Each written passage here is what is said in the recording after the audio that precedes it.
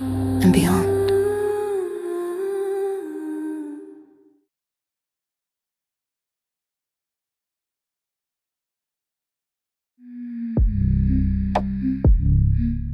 Terror in the woods.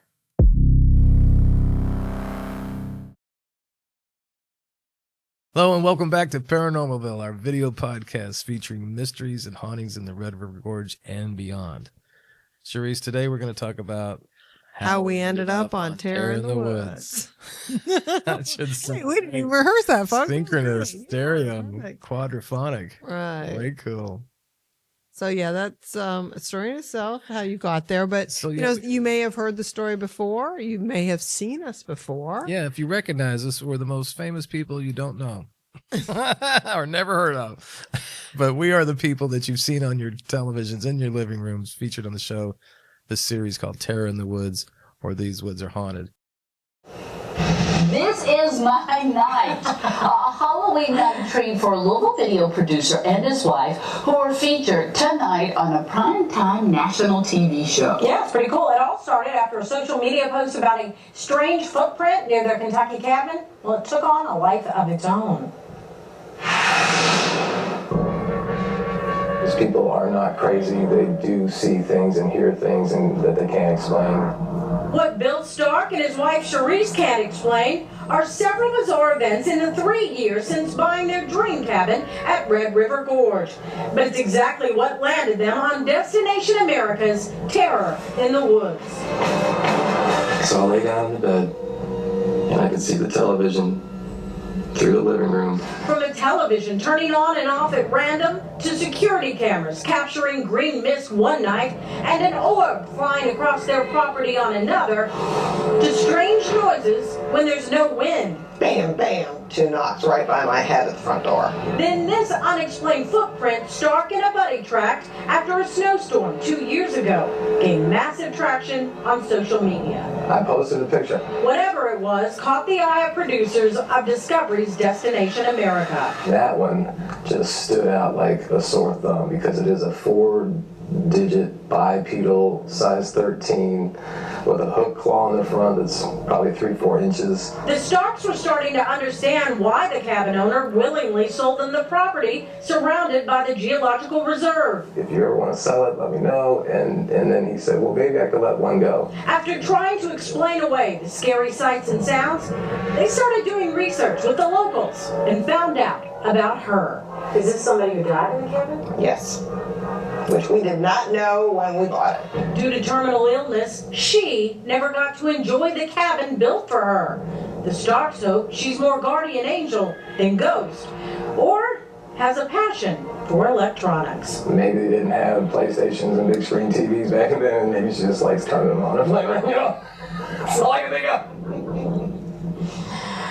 Terror in the Woods airs tonight at 9 o'clock on Destination America. It looks like they had fun with it. Let me just say, if something's claw-footed or something tells me to get out, I'm gone. You run. I'm just saying. That's all I'm saying.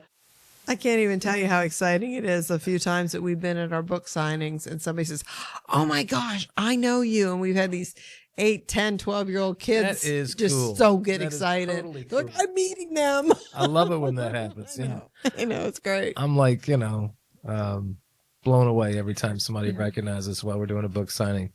But the reason that we ended up on the show was because I posted these strange footprints that I found. If you haven't turned in and tuned on, or tuned in and turned on Our snow prints, our famous snow prints. our famous snow print that I posted online. A friend actually had contacts with Discovery Channel. They were interested in getting stories about the woods, haunted woods stories together for a new series they were promoting. Yeah, I love this when they called it Terror in the Woods, because that's really what it Yeah, exactly. They changed the name of It These was. Woods Are Haunted. Not the greatest, but it is streaming on all the platforms, so check it out. Haunted Cabin is the episode. It's season 1. We were the Ghostober Halloween special in 2017, a huge honor considering they probably interviewed 3,000 people, and our story was the most compelling. So We had a lot of evidence at the time, and we had a lot of stories. yeah, Most people had one thing happen. and we'd only been in there like 2 years, so it's kind of weird that it manifested so fast, But Terror in the Woods came about through a referral from Scott, a buddy of mine who does paranormal research, who was in touch with them. And when he told them about our story and our footprint, they were interested in getting us on the show. So they, of course, asked if I had any more stories or evidence, and I had a notebook filled up of everything we had experienced up to that point, which was a lot for being only 2 years. All right. So we got invited to go up to Philadelphia In January. during a nor'easter Well, I don't think they knew that. to when share they our invited story. us. Yeah. Nothing like flying over the Delaware River with 2 aborted landings while your wife's asleep, passed out on Dramamine, while I'm watching telephone poles go by, and this guy's pulling up, like aborting these landings twice. After you abort a landing once from wind shear and icing, do you really need to try it twice? But he did. Yeah. And the third time he's like, no, I think we're going to go to Harrisburg. So we ended up flying into Harrisburg after 2 aborted landings in Philly. Bit of a layover until the weather calmed down. And Charisse happened to hear this gentleman speaking about experiences that he had in the Red River Gorge. And that he was actually coming to Philadelphia to shoot for Terror in the Woods. Well, we didn't know what the name of the show was, but I'm like, Bill, I think that guy's going to be on the show too. Yeah, I was like, man, I got to go over and meet that guy. Yeah. Yeah, he seems pretty cool. And sure enough, it was Rod Mack, and he was, invited to share his story. And when I found out he was on Wildcat Ridge or Wildcat Trail in the Red River Gorge, we know very well, have hiked it many times, that he had a Bigfoot experience that he was going to share for The show. So that was too cool. So we actually kind of made friends in Harrisburg, caught the flight back to Philly. We finally made it to Philly. Yay. We did. There was a little window of clearing. Yeah. That we could get back, because they were talking it could be overnight and stuff. So it was a bad nor'easter. They're having one up there right now. Yeah. Again, poor Philadelphia. But I was, happy to invite him to ride in the cab with us back to the hotel. We were staying in the same hotel. He was on a different floor. We were on ours. The wind was still blowing pretty steady from the nor'easter. It was. I could see the Delaware River from, our hotel. And that was freaky. I'm like, wow, we almost ended up in that thing twice. So we ended up at the hotel room, and within 5 minutes, the lights started flickering, and the TV went on and off. Right. And I did pull out my camera and start rolling on some of that stuff. I hope I can find that footage, man. I know we got it somewhere, but called down to the front desk, and what they say, Reese? Don't know what you're talking about. Nothing's happening here. You guys have fine. any electronic problems down there? And they're like, no, it's just your floor or your room or something. So I'm like, oh, please. So I called Rodney, and I said, Rodney, we're having some lights flickering and some weirdness. And he was not either. And he was definitely. But we needed a good night's sleep after the long flight into Philly. Fortunately, you don't lose time zone, but, it was night and the layovers and everything else. We needed a good night's sleep. We were set to start filming at 9 a.m. or something. Exactly. Yeah. So yeah, that wasn't exactly where. And we they told us that they were starting a series. It would be on a network that we recognize. Sure. They were very vague about everything. I was just looking for answers to the snow print that walked across the snow near our cabin. I just wanted answers to that. I wasn't looking for fame and fortune. For it to be a Ghostober Halloween special was the last thing in my mind. And we just got fortunate that they appreciated our story and our sincerity. And oh yeah, he gets me to go by telling me, well, you just have to sit on the sofa next to me and just be there for moral support. Yeah. And what happens the minute we walk in the door? Oh, no. We're going to interview you both separately because we want to know if there's corroboration with the story. And I remember sitting in the control room and they interviewed me for like 4 hours. Jeff, it was, I think this is bad. He just can't stop talking. Yeah, I never met a period, according to the director. And he's so right. But it gives them a lot of material to cut with. A lot. Yeah, they could have done 27 But when it got seasons. time to do your... When it got time to do your turn, I sat in the control room and I asked him to turn the speakers on in the control room with Charisse's interview going on. And it was like therapy for me to hear my wife speak about me when I wasn't in the room to a total stranger who's, trying to put these stories together. Because I was so very worried about you in the beginning Yeah. because of all the craziness that was happening at the cabin. Yeah. And I'm sure I conveyed that. And she ended up being the head. best part of the show. I mean, of course, Well, she's, that's because I know how to take a pause. yeah. And you're pretty. It's easier for editing, I suppose. And you're smart. And you're funny. None of that's important. I'm a lucky guy. Well, that's true. Yeah. And here we are on the adventure of a lifetime from that show. Who would have thought, seriously, Reese, 2017 to 2026 now? Look at that. Wow. Look where we are. This is freaked a out. real moment. Having a hard time believing how many years has gone by. It's incredible, man. And the fact that the hits just keep on coming at the cabin makes our story even more compelling, I guess. And the reason that we want to share it is because we think we're there for a reason. Yeah, we definitely believe we're at the cabin for a reason. The lady who passed away in the cabin has shared with some of our medium friends why she is not the one tormenting us, that she's stuck in transition. We'll get into that story a little bit later, but that's a really real good special story. story. And it's called Salty Coffee. Look for that episode for sure. But that, we're at the right place at the right time with the right mind. My Bill from the Bill mantra is just coming through. There's a reason we're there. We're there, I think, to help her transition because she's definitely attached to her home. Maybe. And she said she had a hard life and she was caught in transition. And that, maybe somehow we can help her feel better about moving on if she knows her home is in good hands. I think that was it too, because in the very beginning, looking back now, she probably was doing a lot of the stuff to try to scare you out of the house. Yeah. Because it had been rented out for years. Yeah. And usually renters don't always take very good care of property. But there was a lot of beat up stuff about it. And if she loved that home the way we believe she did. So we were in the cabin for, I guess, a little bit over a year and a half, maybe 2 years before the show called us up. Mm-hmm.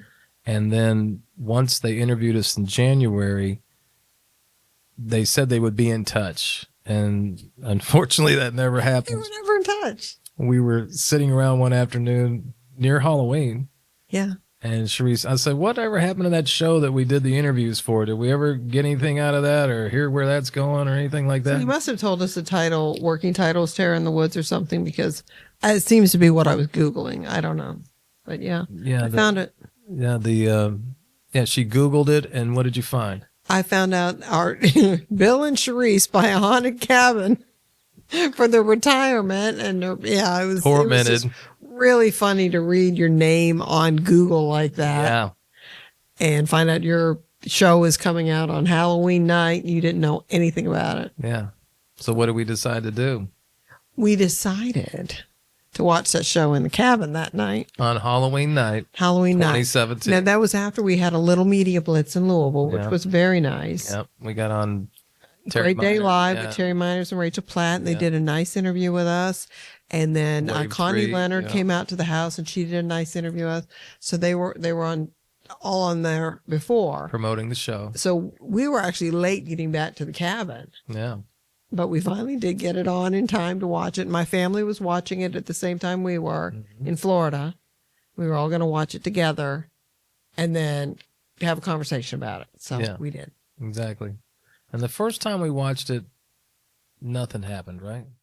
They don't show the footprint being found in the snow. Yeah. The night that you actually had a tree knock, which we'll talk about in another episode, they show it happening during the day, but it was pitch black at night. It was midnight. So they took some creative license with some things, and I guess they did with us too. Yeah. Creative license. We'll let it go That's at a that. polite way to say it. I guess so. But So we watched the episode. We're very happy. We thought they portrayed the story pretty well. We thought we was pretty good. I was over the moon. I'm like, I can't believe this thing turned out that great. It was a really well produced Up until show. where they used the lady's name. Right. We weren't happy about that. That was the one thing I asked producers. I said, I kind of slipped up and used my name and her name. It's the same name. Can you leave that out? and they used it as the tie through almost the whole thing. Yeah. And they turned her into a green ghost, which is not who she is. Thank you very much. Any family members or friends that are watching. I think it has to be because of the green mist Yeah. that you captured the first time. So they had her walking around. Which the makes a property. little bit of sense. You know, something was green. out there floating around green, but I'm not sure if it was our friend. Right. So then we decided to watch it again. Yes. And Not a good idea. That was a mistake. Why press your luck? Right. You had no paranormal experiences watching it the first time. Let's Right. push the envelope. And then what happened, baby? The radio went on in the back bedroom. Yeah. And what was it singing? Jesus music. Jesus, yes, it was Christian music. It was yes, like Jesus. on a What friend station. of having Jesus or something like that. Yeah, Yeah. what a friend we have in Jesus. Yeah. So it was on a station we wouldn't listen to. Yeah. Would not. It did not have satellite. We so are in wouldn't listen to we it, are in but the Bible Belt, but I don't listen to anything but rock. So I mean, I'm pretty sure I didn't put it on no. Christian contemporary music. You know? So that was really odd and disturbing because it just came on by itself. Yeah. Yeah. So I think we turned off the show. We said we probably wouldn't watch it like that again. Yeah, and then It was about a year before you did it again. yeah, exactly. And then guess what happened? You watched it by yourself in the cabin. Uh-huh. And guess what happened? Yeah. Radio came back on again. Oh man, So, that's yeah. pretty good. Look at that guy. That radio had to go.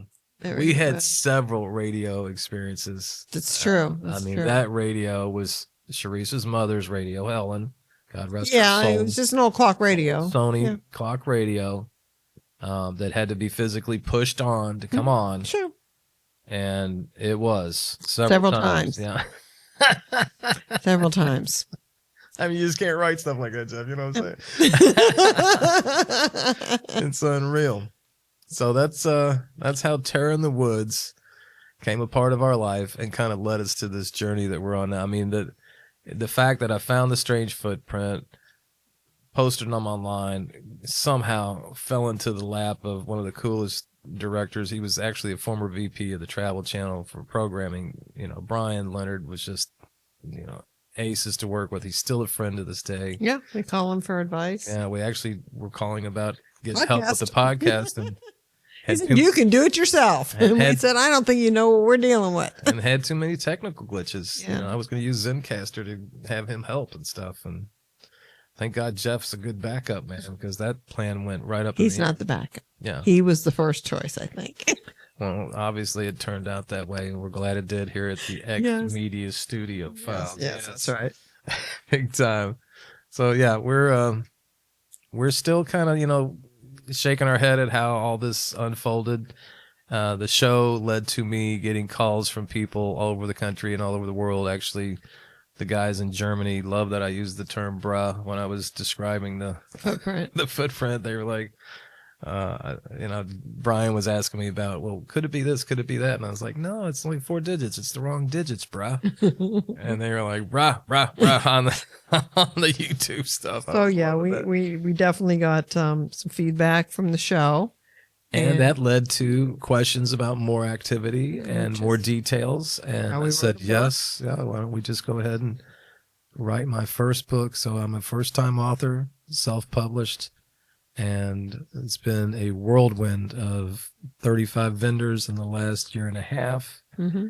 and from here to California. Yeah, cross country 6 release state tour parks. I mean, you can go to any state park around the with southeast. several libraries. In And, Kentucky. yeah. Yeah, we're Oh. very fortunate, and we want to thank everybody that support us and care. And most importantly, this book is featured, or not featured, I should say.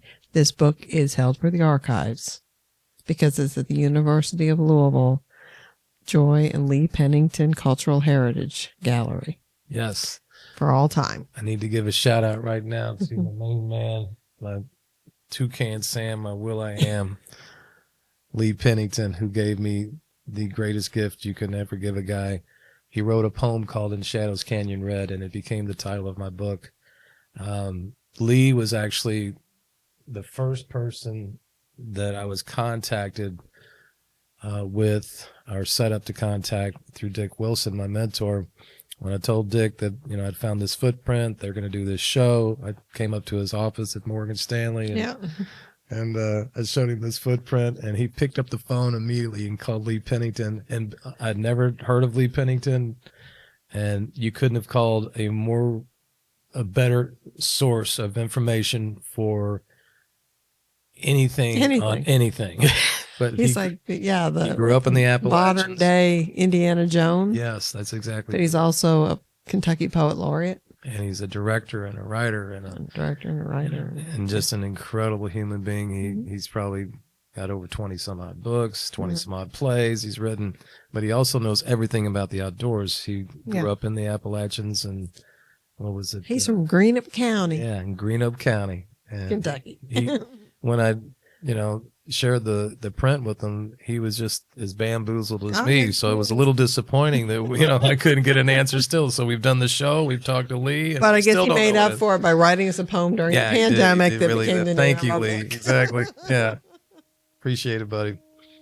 But that's the story of how Terror in the Woods came into our life and led us to this podcast today. Thank you for tuning in and turning on Paranormal Ville, mysteries and hauntings in the Red River Gorge and beyond. All right. We'll see y'all next time.